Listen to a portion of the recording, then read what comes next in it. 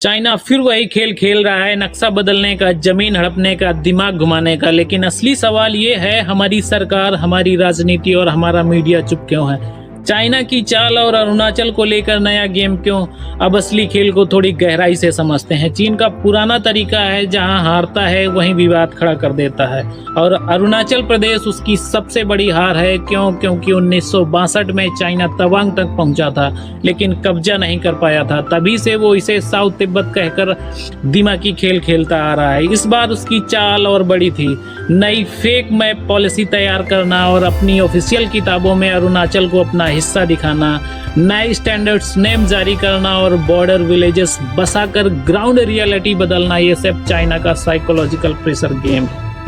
लेकिन चाइना को लेकर भारत की प्रतिक्रिया कमजोर क्यों दिखती है? क्योंकि असलियत ये है कि भारत की सरकारें चाहे कोई भी रही हो, चीन पर खुलकर हमेशा बोलने से हिचकती रही हैं। क्यों? क्योंकि चीन सबसे बड़ा ट्रेड पार्टनर है, अरबों डॉलर का इंपोर्ट एक्सपोर्ट का दबाव रहता है, बॉर्डर पर सीधी वॉर का खतरा, और सबसे बड़ा सच, एलएसी की रियल स्थिति सरकारें खुद ट्रांसपेरेंट नहीं बताती, इसलिए बयान वही पुराना, हम स्थिति पर नजर रखे हुए हैं।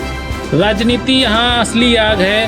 भारत की राजनीति में चाइना का मुद्दा सिर्फ 2 वक्त आता है, जब चुनाव पास होते हैं या जब चाइना कोई हरकत कर देता है, और फिर शुरू होता है ब्लेम गेम। एक पार्टी कहती है वो चाइना का दोस्त है, दूसरी कहती है सरकार कमजोर है, लेकिन असली मुद्दा अरुणाचल की सुरक्षा पीछे रह जाती है। सबसे बड़ा सवाल, पाकिस्तान पर रोज आग उगलने वाले चाइना का नाम आते ही इतना शांत क्यों हो जाते हैं? मीडिया की सबसे बड़ी चुप्पी यही है। जब बॉर्डर पर चाइना विलेज बसाता है, रोड बनाता है, हेलीपैड तैयार करता है, तब हमारे प्राइम टाइम पर चलता है सेलिब्रिटी गॉसिप, किसने क्या पहना, क्रिकेट, शूटिंग डिबेट्स, या फिर वही लाइन, इंडिया ने कड़ा जवाब दिया बिना किसी प्रूफ के। बॉर्डर पर क्या चल रहा है, कहाँ स्टेटस क्यों शिफ्ट हुआ, कहाँ चाइना ने नए इंफ्रास्ट्रक्चर बनाए, ये सब टीआरपी में फिट नहीं बैठता। अब अरुणाचल प्रदेश का इतिहास इतना क्यों संवेदनशील है? क्योंकि अरुणाचल प्रदेश एक्सीडेंटल डिस्प्यूट नहीं है। 1914 में मैकमोहन लाइन बनी, लेकिन चाइना ने कभी एक्सेप्ट ही नहीं किया। 1950 से लगातार घुसपैठ और 1962 का सबसे बड़ा हमला।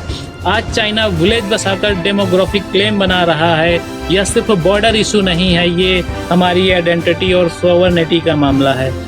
फ्यूचर में टेंशन आगे क्या होने वाला है? चाइना 3 डायरेक्शन में खेल बढ़ाएगा। मैप वॉरफेयर, नक्शों से दिमाग बदलना, इंफॉर्मेशन वॉरफेयर, दुनिया को बताना कि अरुणाचल उसका हिस्सा है, बॉर्डर इंफ्रास्ट्रक्चर